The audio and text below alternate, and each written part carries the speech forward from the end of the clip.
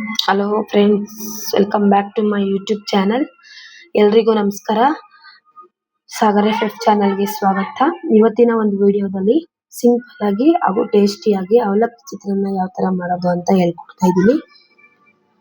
ಈ ತರ ಮಾಡ್ಕೊಡೋದ್ರಿಂದ ಮಕ್ಕಳು ತುಂಬಾ ಇಷ್ಟಪಟ್ಟು ತಿಂತಾರೆ, ಎಲ್ರಿಗೂ ಇಷ್ಟ ಆಗುತ್ತೆ. ಬನ್ನಿ ಅದಕ್ಕೆ ಯಾವ್ಯಾವ ತರ ಪದಾರ್ಥಗಳು ಬೇಕು ಅಂತ ನೋಡೋಣ. ಮೊದಲಿಗೆ ನಾನು ಇಲ್ಲಿ 1 kg ಅಷ್ಟು ಅವಲಕ್ಕಿಯನ್ನು ತಗೊಂಡು ನೀಟಾಗಿ 2 ಸಾರಿ ವಾಶ್ ಮಾಡಿ ನೆನೆಸಿ ಇಟ್ಕೊಂಡಿದ್ದೀನಿ. ಸ್ವಲ್ಪ ಉಪ್ಪನ್ನು ಹಾಕಿ ನೆನೆಸಿ ಇಟ್ಕೊಂಡಿದ್ದೀನಿ. ಈಗ ಇದನ್ನ ನೆನೆಯಕ್ಕೆ ಬಿಡಬೇಕು. ಅಷ್ಟರಲ್ಲಿ ನಾವು ಇದಕ್ಕೆ ಬೇಕಾಗಿರುವಂತಹ ಪದಾರ್ಥಗಳನ್ನು ನೋಡೋಣ. ನೋಡಿ, ನಾನು ಇಲ್ಲಿ ಈರುಳ್ಳಿನ ಉದ್ದಕ್ಕೆ ಸಣ್ಣಗೆ ಹೆಚ್ಚಿ ಇಟ್ಕೊಂಡಿದ್ದೀನಿ. ಮತ್ತೆ ಟೊಮೆಟೊ ಸಣ್ಣದಾಗಿ ಹಚ್ಚಿಟ್ಕೊಂಡಿದ್ದೀನಿ. ಒಣಮೆಣಸಿನಕಾಯಿನ ತಗೊಂಡಿದ್ದೀನಿ. ಮತ್ತೆ ಒಗ್ಗರಣೆಗೆ ಕಡಲೆಬೇಳೆ, ಸಾಸಿವೆ ಮತ್ತೆ ಕರಿಬೇವನ್ನ ಎತ್ತಿಟ್ಕೊಂಡಿದ್ದೀನಿ ಫ್ರೆಂಡ್ಸ್. ನೀಟಾಗಿ ಕಟ್ ಮಾಡಿ ಕೊತ್ತಂಬರಿ ಸೊಪ್ಪನ್ನ ಹೆಚ್ಚಿಟ್ಕೊಂಡಿದ್ದೀನಿ. ರುಚಿಗೆ ತಕ್ಕಷ್ಟು ಉಪ್ಪನ್ನು ತಗೊಂಡಿದ್ದೀನಿ. ಮತ್ತೆ ಎಣ್ಣೆ ತಗೊಂಡಿದ್ದೀನಿ. ಈಗ ಅರಿಶಿನ ಪುಡಿ. ಈಗ ಯಾವ ರೀತಿ ಮಾಡೋದು ಅಂತ ಹೇಳ್ಕೊಡ್ತಾ ಇದ್ದೀನಿ. ಬನ್ನಿ, ಸ್ಟವ್ ಮೇಲೆ ಪಾತ್ರೆ ಇಟ್ಟು ಕಾದ ನಂತರ ಅದಕ್ಕೆ ಎಣ್ಣೆಯನ್ನು ಹಾಕೊಳ್ತಾ ಇದ್ದೀನಿ ಫ್ರೆಂಡ್ಸ್. ಎಣ್ಣೆ ಕಾದ ನಂತರ ಅದಕ್ಕೆ ಸಾಸಿವೆಯನ್ನು ಹಾಕೊಳ್ತಾ ಇದ್ದೀನಿ. ಸಾಸಿವೆ ಸಿಡಿದ ನಂತರ ನಾವು ಅದಕ್ಕೆ ಕಡಲೆಬೇಳೆಯನ್ನ ಹಾಕೊಳ್ಬೇಕು. ಈ ಕಡಲೆಬೇಳೆನ ನಾವು ಲೋ ಫ್ಲೇಮಲ್ಲಿ 2 ನಿಮಿಷ ಲೈಟ್ ಗೋಲ್ಡನ್ ಕಲರ್ ಬರೋವರೆಗೂ ನಾವು ಫ್ರೈ ಮಾಡ್ಕೋಬೇಕು. ಈಗ ಅದಕ್ಕೆ ನಾವು ಈರುಳ್ಳಿಯನ್ನ ಹಾಕೊಳ್ತಾ ಇದ್ದೀನಿ.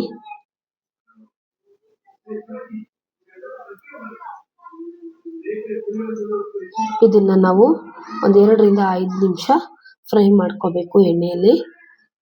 ಇದು ಲೈಟ್ ಗೋಲ್ಡನ್ ಕಲರ್ ಬರೋವರೆಗೂ ಫ್ರೈ ಮಾಡ್ಕೊಳ್ಳಿ. ಯಾವುದೇ ಒಂದು ಅಡಿಗೆಗೆ ನಾವು ಈರುಳ್ಳಿ ಹಾಕೋದ್ರಿಂದ ಆ ಅಡಿಗೆ ತುಂಬಾ ರುಚಿ ಆಗುತ್ತೆ. ಈಗ ಕರಿಬೇವನ್ನ ಹಾಕೊಳ್ತಾ ಇದ್ದೀನಿ. ಒಣಮೆಣಸಿನಕಾಯಿ ಇವೆರಡನ್ನು ಹಾಕಿದ ನಂತರ ಚೆನ್ನಾಗಿ ನೀಟಾಗಿ 2 ರಿಂದ 5 ನಿಮಿಷ ಫ್ರೈ ಮಾಡ್ಕೊಳ್ಳಿ.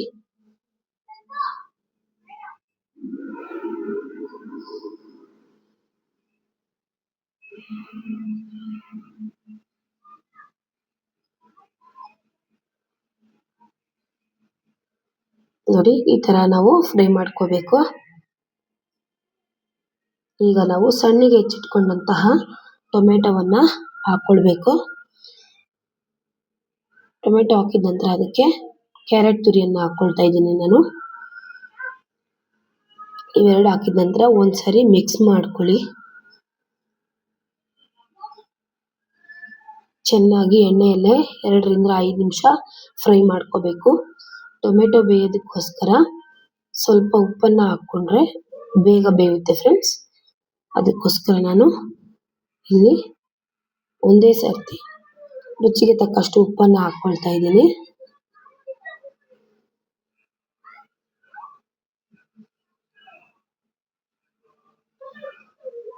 ಚೆನ್ನಾಗಿ ಫ್ರೈ ಮಾಡ್ಕೊಳ್ಳಿ.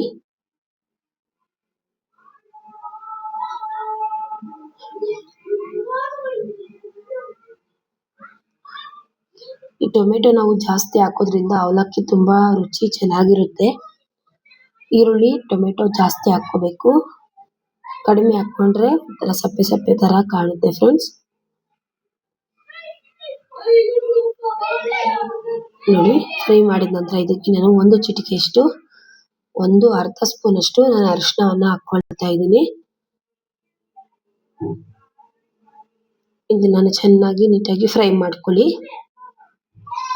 ಇದು ಹಸಿ ವಾಸನೆ ಹೋಗೋವರೆಗೂ ಫ್ರೈ ಮಾಡ್ಕೋಬೇಕು. ನೋಡಿ, ಚೆನ್ನಾಗಿ ಫ್ರೈ ಆಗಿದೆ.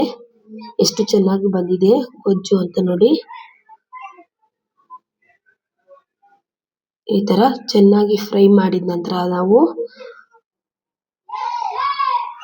ಇದಕ್ಕೆ ನಾವು ಮೊದಲೇ ನೆನೆಸಿಟ್ಕೊಂಡಂತಹ ಅವಲಕ್ಕಿಯನ್ನು ಹಾಕೋಬೇಕು ಫ್ರೆಂಡ್ಸ್.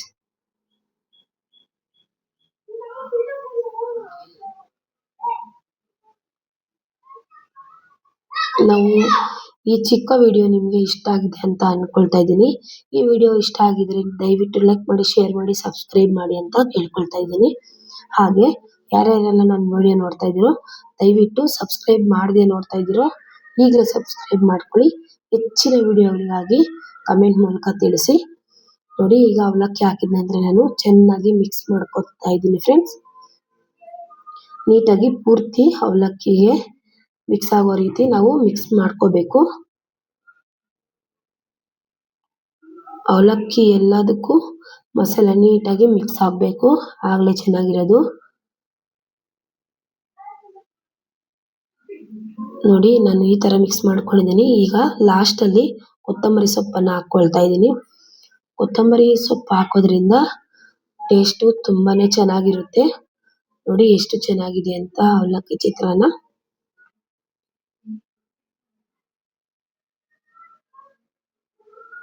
ನೀಟಾಗಿ ಮಿಕ್ಸ್ ಮಾಡ್ಕೊಳ್ಳಿ ಚೆನ್ನಾಗಿ.